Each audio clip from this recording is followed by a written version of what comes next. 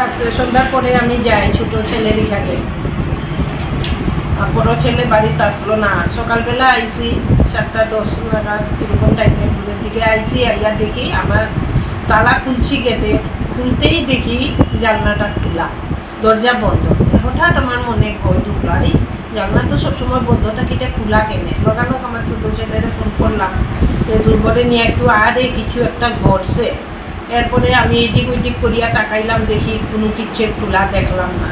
আচ্ছা, ছেলে আইছে পরে দিয়া সাহস হয়েছে পরে আইয়া গেট দরজা খুলছি, খুলতেই দেখি ল্যাট্রিনের ভেন্টিলেটার দিয়া ঢুকছে, দরজা খোলা। আইয়া আমার রুমে সব তছনছ করছে, যা টাকা পয়সা কিছু আসবো শোনা দানা সব দিছে কিনা মনে হয় নিবই তো, দেওয়ার লাগিয়ে আইছে সব নিছে। এরপরে গিয়া ওইদিকে দেখছে, দেখিয়া এরপরে সব এটা উল্টা পাল্টা করছে, আমার কুসব পর্যন্ত উল্টাইয়া তারা দেখছে। দেখিয়া উঠিয়া সব ফালাইয়া উড়াইয়া এরপরে উপরে গিয়া এরপরে দিয়া ভাঙছে গ্লাস ভাঙিয়া এরপরে ভিতরে ঢুকছে।